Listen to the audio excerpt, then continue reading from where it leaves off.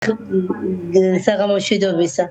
დიახ, მე ვესწრებოდი ამ პროცესს და ძალიან არასამართლიანად ჩატარდა ყველაფერი.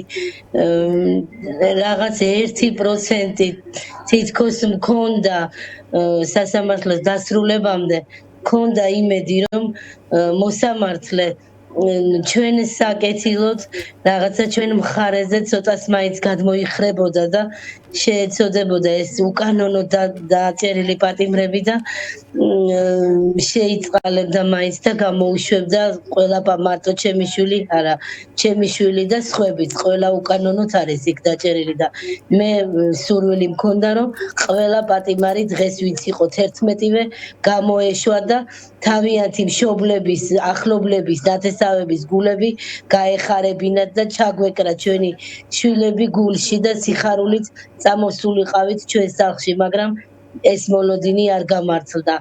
მოსამართლე რომ გავიდა განაჩენის გამოსატანად, ცოტა დააგვიანდა და ველოდებოდი თითქოს ეჭვით შეგვეკოპარა, რომ ამდეხარ რო დაიგვიანა, იქნებ კარგი გადაწყვეტილები გამოვიდეს თქო, მაგრამ რომ შემოვიდა და დაიწყო თავისი განაჩენის გამოცხადება და თქვა მან რომ ისევ პატიმრობაში დარჩებიანო, ეს იყო ჩემთვის მეხის დაცემა თავზე.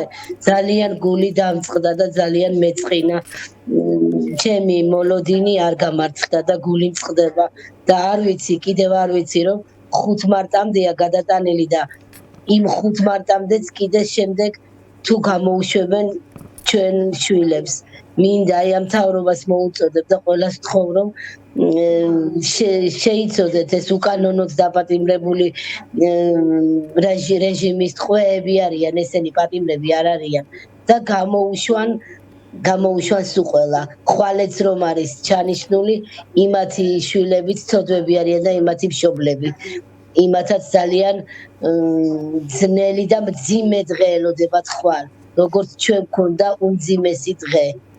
Kabator Maia, გაქვთ თქვენ შვილთან კომუნიკაცია, ანუ მის საქმეზე რა შედავებიან საერთოდ აი ეს თქვა რა იცით ამის შესახებ?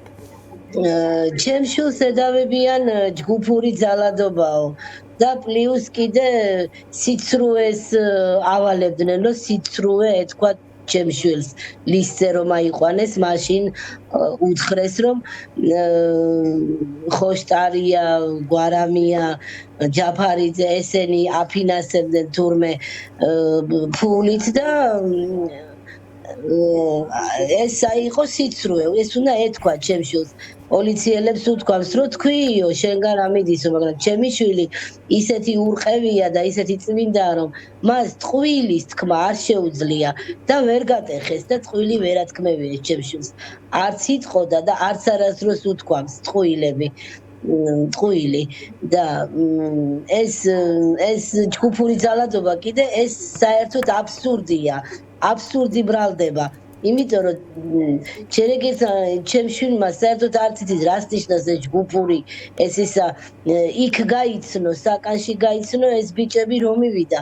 არც ერთ მათგანს არ იცნობდა, იმიტომ რომ ის რუსთავიდან დადიოდა და მარტო მიდიოდა, მარტო მოდიოდა და იქ აქციებზე მეგობრები ყავდა, მაგრამ მაგები ვით დაჭერილები არიან, არავის არ იცნობდა საერთოდ ჩემი შვილი და როგორ მოუწოდებდა ჩემი შვილი ჯგუფური ძალადობისთვის, რომ ან რამე გამოეყენებიათ, ან ქვებიან, ასაფეთქებლებიან, ეს ყველაფერი, ეს არავითარ შემთხვევაში ასეთ მოწოდება ჩემ შვილს არ გაუკეთებია.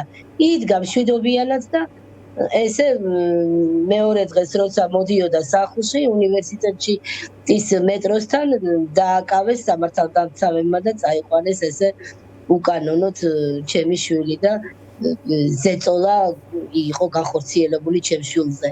ითიც მე გული მწყდება და არ ვიცი რა, ძალიან ცუდი არის ეს ყველაფერი, არ მომწონს ეს ყველაფერი და ყველა დედა ცოდვაა და ყველა დედა განიცდის რომ თავისი ასეთი პატარა ბიჭებიც არიან და უკანონოდ არიან ყველა შვილები დაკავებულები და ნამდვილად უნდა გამოუშვან და უნდა იყოს განხორციელებული ზომები, ნორმალური ზომები მიიღონ. ჩემი შვილი კი წერს ახლა რომ დედა იამაყე, მამას წერილიც მოწერა დღეს დაბადების დღეს მოულოცა და მოწერა რომ იამაყეთ ჩემიცო, არ ნერვიულოთ არაფერზეო. არაფერს არ უნანო, მე სამშობლოს სიყვარულისთვის ვარ დაჭერილი, არაფერი არ დამიშავებია და თქვენ უნდა იამაყოთ თქვენი შვილიცო. ამას გეუბნება ჩემი შვილი. მე ვამაყობ ნამდვილად, იმიტომ რომ ვიცი რომ ჩემს შვილს ცუდი არაფერი არ ჩაუდენია, არ უქურდია, კაცი არ მოუკლავს, ნარკოტიკი არ გამოუყენებია, სამშობლოს სიყვარულისთვის ისჭება. და პატრიოტია ჩემი შვილი და ამაყი ვარ მე ამით. უბრალოდ გული მწყდება, მაინც ცრემლებიც კი წამომივიდა რომ გამოვედი სასამართლოდან. არ ჩერდება ცრემლი, მაგრამ სახში რომ არ არის, მაინც განვიცდი ახლა ციხე-ციხეა, რა თქმა უნდა, ძნელია 4 კედელში გამოკეტილი რო არის ჩემი შვილი. მაგრამ მე მაინც ვამაყობ და ვიამაყებ ყოველთვის, რომ ჩემი შვილი არის პატრიოტი.